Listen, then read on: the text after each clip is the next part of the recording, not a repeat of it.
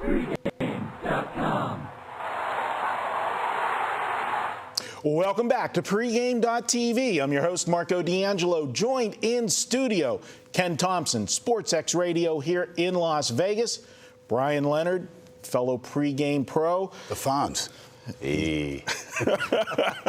It's freezing in here, guys. Come on now. We're going to take a look at a Saturday college basketball game. We're going to the Summit Conference. Ken, you like this conference. I do. You know, you make me have to do extra work because I really don't care about this conference, but I got to look at this so that, you know, I can set you up to knock them down. There you go. Yeah, it's a fun conference. And last year, South Dakota State got the bid. Nate Walters, all-time leading scorer there for the Jackrabbits. Scott Nagy, coach, came on the show a couple times. Fun team. North Dakota State looking like they could be the team this year. But Denver comes over from the WAC and joins. Oakland exits, goes to the horizon. So you got to keep an eye on the revolving door, Brian. Yeah, it was interesting. The old conference Denver was in, it was always a tough road trip for everybody in there. Right. And now you're looking at they just played South Dakota State.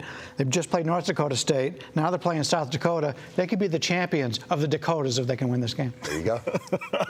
You know what we ought to do to really, you know, test our viewers is instead of when you giving the picks, you know, which side you're going to take, South Dakota, use the nicknames and make them have to go figure it out. That leads into my question for Ken. Now, this is a surprise for Ken here.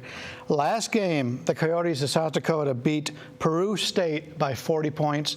Two questions. Where is Peru State, and what is their nickname? No clue, because they're not a line school. They're not a line school. I thought you were going to really impress me if you knew that one. Yeah, I would, too. And, in fact, you know, if they were a line school, I'd probably have it. But the best nicknames are in this conference. IPFW, the Mastodons, the Jackrabbits of South Dakota State. You talked about the Coyotes, no big deal. The Bison of North Dakota State. There's some good ones. There are. He's just showing off now. No, I mean, yeah. Well, tell us a little bit about these two teams, Ken. Well, the Denver Pioneers under Joe Scott. Now, when I was calling games for Long Beach State, Joe Scott was the coach of Air Force. Good Princeton boy, played under the Princeton system, and runs the same thing no matter where he goes. And a very sharp team. He gets a lot of very cerebral ball players. So kind of like that Princeton degree coming into play there. But his players are very, very smart. They're great teamwork oriented players, and they're a lot of fun to work. When they're clicking, just like any Princeton offense, they are a lot of fun to watch because the back doors work. We've seen it with Air Force burning UNLV for how many years? Yeah, too often. Yeah. Everybody else is starting to burn them on the back door, too. So, Brian, do you have anything you want to put in this one before we set up the master of the Summit Conference? I think I've said enough about this conference. Peru State. Come on.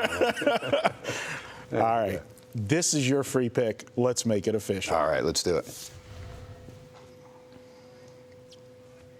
All right, and this is a revenge game here for Joe Scott and the Denver Pioneers, and they're going to be home. They lost to South Dakota State by 5, 59-54. Low-scoring game, so you don't like to lay double digits normally, but this is a team that they will take advantage of this matchup here. Usually when Joe Scott gets a revenge factor, and some conference lives are on the air, on the line here. They had an opportunity to get a couple wins against some of the lower echelon teams. They struggled. They have not played Denver ball. Now, they did play it against Nebraska Omaha, and they clicked. They hit 82% in the first half, ending up hitting 62% for the game and winning that game handily. That's the team I'm looking for to come out in this game. In the first meeting, South Dakota State was 21 of 37 from the floor. Only 37 shots, but they shot 56%. South Dakota State was outshot in the game, 47 shots for Denver, so 10 more shots.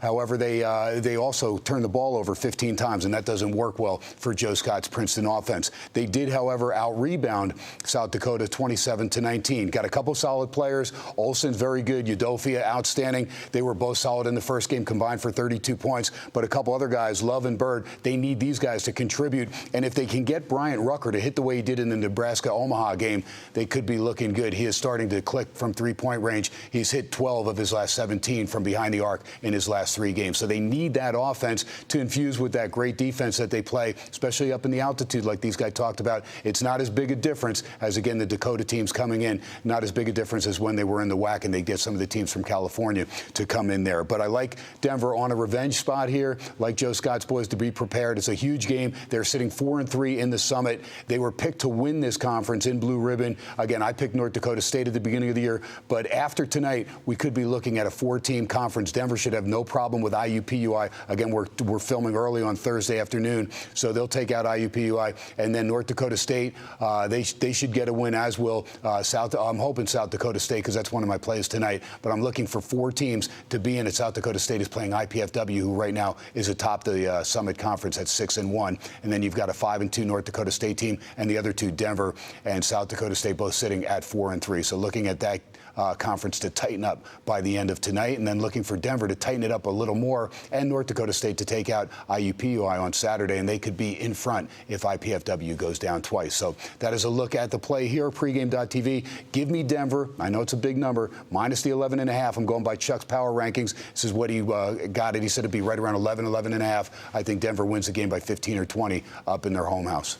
All right, there you have it. So Ken's projecting at least a 15-point win. So when you see the number come out, long as he's under that 15, you're good to go with Denver. We're going to be right back on pregame.tv. We're going to head to Sunday action, an actual conference I care about, Big East Conference. We're going to take a look at St. John's and Creighton. That's up next, pregame.tv.